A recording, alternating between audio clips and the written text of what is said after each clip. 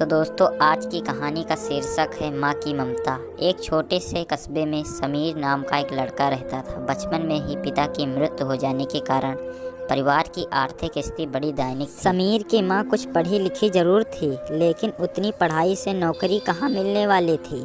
तो घर घर बर्तन मांजकर और सिलाई बुनाई का काम करके किसी तरह अपने बच्चे को पढ़ा लिखा रही थी। समीर स्वभाव से थोड़ा शर्मीला था और अक्सर चुपचाप बैठा रहता था। एक दिन जब वो स्कूल से लौटा तो उसके हाथ में एक लिफाफा था। उसने माँ को लिफाफा पकड़ाते हुए कहा, माँ, मास्टर साहब ने तुम्हारे लिए ये चिट्ठी भेजी है, ज़रा देखो तो इसमें क्या लिखा है।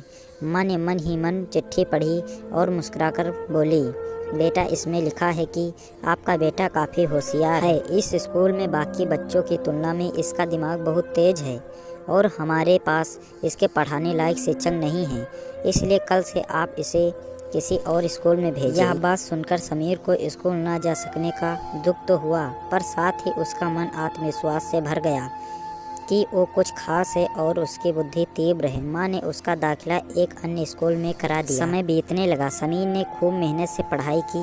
आगे चलकर उसने सिविल सर्विस परीक्षा भी पास की और आईएएस अफसर बन गया। समीर की माँ अब बूढ़ी हो चुकी थी और कई दिनों से बीमार भी चल रही थी और एक दिन अचानक उनकी मृत्यु हो गई। समीर के लिए ये बहुत बड़ा आघात था। वह बिलख बिलख कर रो पड़ा। उसे ये समझ में नहीं आ रहा था कि अब वो अपनी माँ के बिना वो कैसे जिएगा। रोते रोते ही उसने माँ की पुरानी अलमारी खोली और हाथ में उनकी माला, चश्मा और अन्य वस्तुएं लेकर चूमने लगा। उस अलमारी में समीर के पुराने खिलौने और बचपन के कपड़े तक संभाल कर रखे हुए थे। समीर एक एक कर सारी चीज़ें निकालने लगा और तभी उसकी नज़र एक पुरानी चिट्ठी पर पड़ी। दरअसल ये वही चिट्ठी थी जो मास्टर साहब ने उसे 18 साल पहले दी थी। नम आंखों से समीर पढ़ने लगा, आदरणीय अभिभावक, आपको बताते हुए हमें अफसोस हो रहा है कि आपका बेटा समीर पढ़ाई में बेहद कमज़ोर है और खेल कूद में भी भाग नहीं लेता है।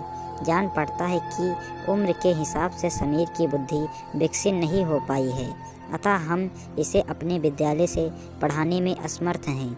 आपसे निवेदन है कि समीर का दाखिला किसी मंद बुद्धि विद्यालय में कराएं अथवा खुद घर पर रखकर इसे पढ़ाएं। सादर, प्रिंसिपल। समीर जानता था कि भले उसकी माँ इस दुनिया में नहीं रही, पर वो जहाँ भी रहे उनकी ममता, उनका आशीर्वाद सदा उस पर बना रहेगा। दोस्तों, रुडयार्ड किपलिंग ने कहा है, भगवान सभी जगह नहीं हो सकते, इसलिए उसने माएँ बनाई हैं। माँ से बढ़कर त्याग और तपस्या की मूरत भला और कौन हो सकता है। हम पढ़ लिख लें, बड़े होकर कुछ बन जाएं, इसके लिए वो चुपचाप न जाने कितनी कुर्बानियाँ देती है। अपनी ज़रूरतें मारकर हमारे शौक़ पूरा करती है।